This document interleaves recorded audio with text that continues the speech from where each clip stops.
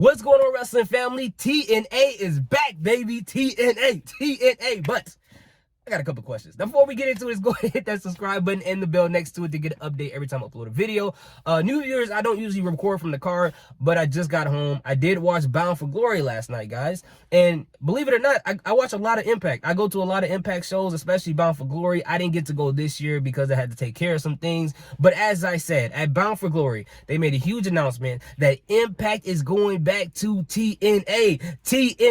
And the younger me was excited because I loved watching TNA growing up. Total nonstop action, guys. Not the TNA that you guys thinking of. It's total nonstop action, which is a great thing to think about as well. But it just I became a big fan of Samoa Joe because of TNA. I knew about him previously in his other promotions, but watching him on TNA consistently, that made me a huge fan of his. Made me a bigger fan of AJ Styles, especially Samoa Joe's matches, especially the one against Kurt Angle. I thought that was really good. It introduced me to more wrestlers and more stables and more tag teams that I never thought that I would even know about, and I'm so glad I came across TNA to see that. So many great things from watching TNA, but I have some things that I would love to see, some things that I have questions about, and some things that I do not want to see in this new iteration of TNA. Okay, so let's start off with the questions that I have. So the first main question that I think most people will have, are they bringing back the six-sided ring? Because when you think of TNA, it is very synonymous with the six-sided ring. And I know most wrestlers voted that they do not want that six-sided ring at all because it's hard for them to take bumps. It's hard for them to do so many things. So I would assume that they're not going to bring that back, but I wonder how the fan base is going to feel with that not being involved, because that is very synonymous with the brand. I personally, growing up watching it, I didn't even care for that ring. I didn't really like it all so much because obviously I'm so used to the squared circle, but some people actually like it, and I was kind of surprised by that. So I'm interested to see what they're going to do with this. So this changed to TNA, and they will do this in January at Hard to Kill. I wonder if this is going to be a change by name only, by brand only. Like, what exactly does this mean that we're going back to TNA? And by saying that, it makes me wonder, what are they going to do with the design of the championship belts? Does this mean we're going back to the original designs? Are they going to make a new revamped version of a TNA belt? Are they going to do what they did with the World Heavyweight Championship belt at WWE? Are they doing that to kind of do an infusion of the new with the big Goldie type of thing? Like, what are they going to do with those titles? I'm very interested to see how that's going to happen, but I'm kind of excited to see what they're going to do with that.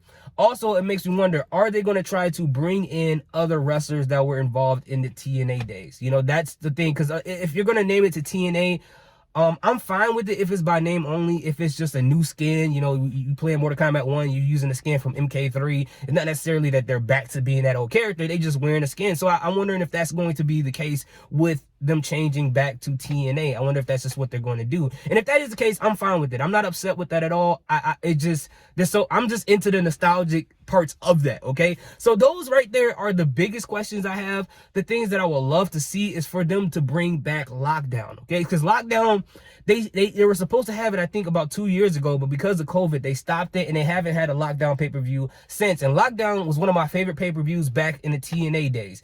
And the themed pay-per-views were one of my biggest and my most favorite.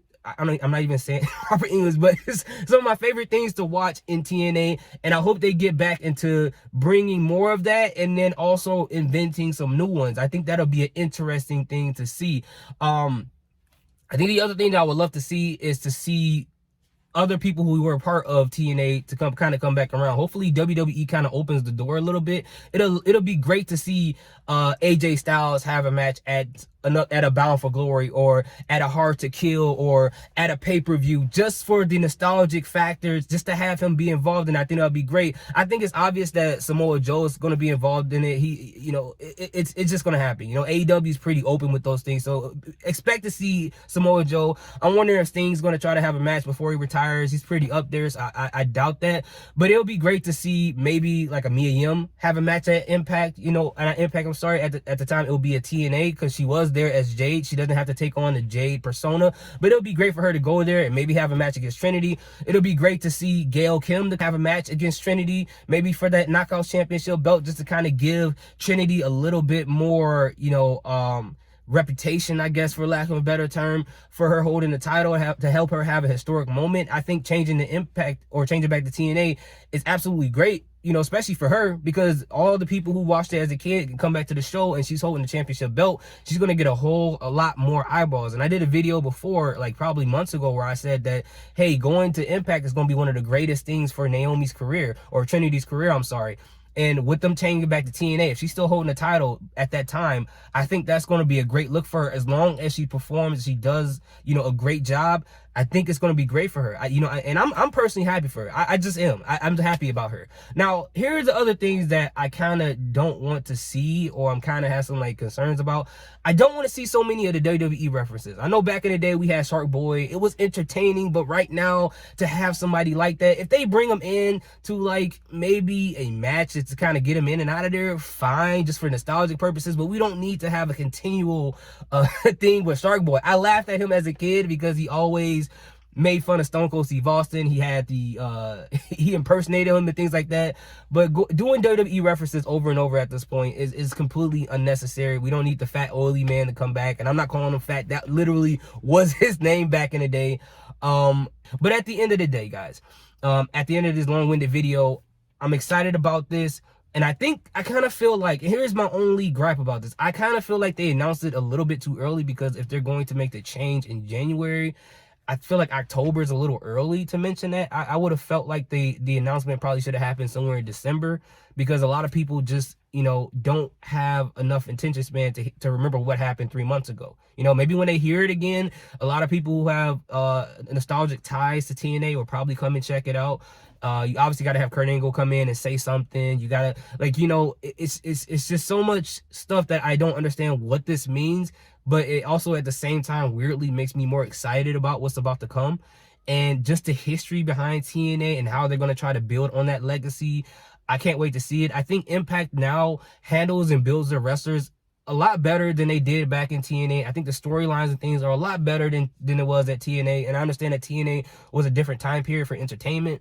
So I wonder how they're going to merge the two together to make a great show. And I hope they're just very successful. You know, if everybody's successful in wrestling, it's great for us fans. So I can't wait to see it. If you guys watched TNA as a kid or growing up or anything like that, let me know in the comment section, what was your favorite match of all time during the TNA era? What was your favorite storyline? What was your favorite feud? What was your favorite moment? I would love to hear that. Thank you guys so much for watching. I'm sorry again for the lighting. Salute. Peace. Have a